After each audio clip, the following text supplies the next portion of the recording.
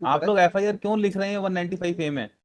Provision is of complaint, return complaint to judicial magistrate first class. तो complainant complaint करेगा court में। अगर आप कोई विटनेस को धमका रहे हैं, आप एफआईआर क्यों करते हैं 195A की? मतलब राजीनामा कराने के लिए कई धमकी दे केसेस क्वैश हो रहे हैं इस ग्राउंड पे।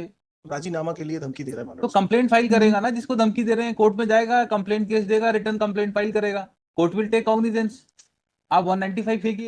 My lord, my submission, my lord, that there are change of circumstances and even, my lord, if this annexure, ये मेरिट में क्या चेंज हो गया? सर इसमें जो दो तीन चीजें थी सर, वो नहीं आई थी रिकॉर्ड पे, और जो कॉम्प्रोमाइज की बात हो रही है, इसको इसको देखते हैं सर।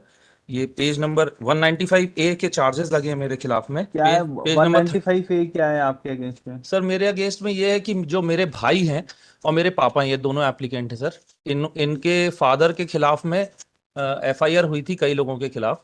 तो उसमें जो ट्रायल चल रही थी, उसमें हमने इन लोगों को बोला, गवाहों को, जिसने जो कंप्लेनेंट है, कि अपने भाइयों को बोलो कि मेरे फादर के खिलाफ और भाई के खिलाफ जो केस चल रहा है उसमें कॉम्प्रोमाइज कर लें। And if that case is seen mild, वो है 307 का, लेकिन मेरे खिलाफ जो चार्जेस लगे वो सिर्फ 323 के लगे। तो मेरा पहला ग्राउंड ये था कि 323 का सिर्फ चार्ज मेरे खिलाफ में लगा हुआ है। हालांकि उसमें जिस डेट को ये एप्लीकेशन डिसाइड हुई है, उसके बाद में subsequently after 5 days they have already entered into compromise और केस खत्म कर दिया। और 195 मेड आउट नहीं होता सर, केरला का और सुप्रीम कोर्ट का भी रिसेंट जजमेंट है। मतलब एलिगेशन मालूम। Why you are recording FIR under 195A? मालूम एलिगेशन मालूम। आप लोग एफआईआर क्यों लिख रहे हैं 195A में? मालूम provision is of complaint, return complaint to judicial magistrate first class. तो कंप्लेनेंट कंप्लेंट करेगा कोर्ट में। अगर आप कोई विटनेस को धमका रहे हैं, आप एफआईआर क्यों करते हैं 195A की? मतलब राजीनामा कराने के लिए कई धमकी दे केसेस क्वैश हो रहे हैं इस ग्राउंड पे। राजीनामा के लिए धमकी दे रहा है तो मानव। कंप्लेंट फाइल करेगा ना, जिसको धमकी दे रहे हैं, कोर्ट में जाएगा, कंप्लेंट केस देगा, रिटर्न कंप्लेंट फाइल करेगा, कोर्ट विल टेक कॉग्निजेंस। आप 195A की एफआईआर क्यों दर्ज करते हैं थाने में? प्रोसीजर प्रिस्क्राइब्ड है। क्या है ये सुप्रीम कोर्ट? सर ये सुप्रीम कोर्ट का on 8th the Supreme Court has decided this that 195A is not made out until and unless 195 and 340 of the CRPC has been taken note of.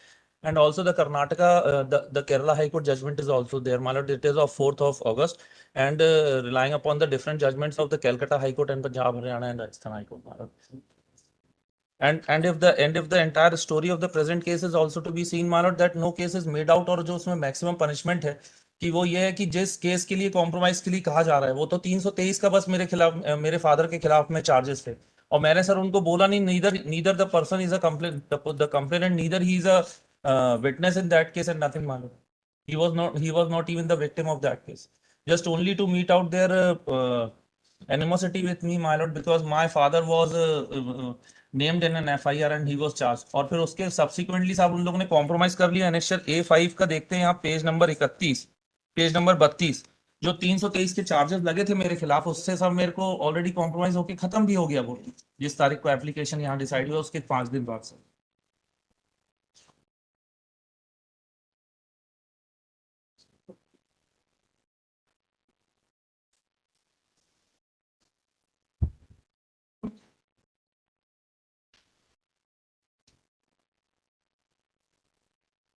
इसमें जो relevant है sir, Kerala का page number ये तो 80। आपने question के लिए दिया हुआ है। नहीं, ये मतलब ये तो मैं सिर्फ इसलिए रिलाई कर रहा हूँ सर, ये पैरा सुप्रीम कोर्ट का पैरा नंबर 7C 15 एंड 16।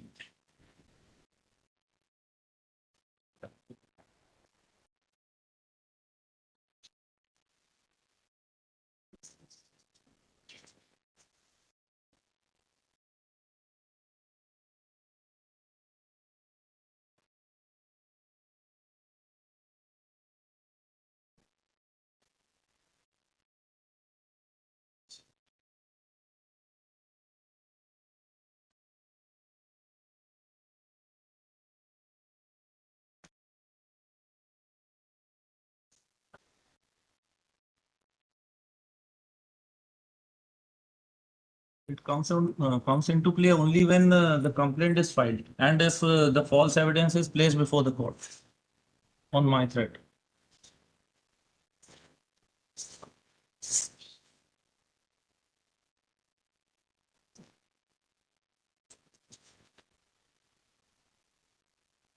ये स्टेट बताइए इन्वेस्टिगेटिंग ऑफिसर्स को कि 195 ए क्या why they are writing FIR. वो मेरे कुछ गौर हमर सागर Applicant has filed. Second app, where is first order? my lord. That is on merits. That was on merit, my lord. Then how this court can? My lord, the change circumstances is this, my lord, that if this annexure A5 may kindly. Where is order? A1 is the order, my lord. This is of dated 19th of June 2023. But two facts were not brought into record that the charges framed against my father and my brother, my lord, that was only under section 323, my lord. And the second ground that on 19th, this honorable court dismissed my application, and on 22/6/2023, my lord. इसमें cognizance हो गया है. इसमें Whether court has taken cognizance of this FIR? 195 की Yes. नहीं, उन्होंने नहीं. अभी कोर्ट ने cognizance नहीं लिया है. नहीं. और ये जो ऑर्डर आप देखेंगे एनेक्सर A5 का, जिसमें उन्होंने कॉम्प्रोमाइज करके ये जो तो मेरे खिलाफ 438 केस है था, आपकी. जो मेरे फादर के जी सर 438 है आप. जी.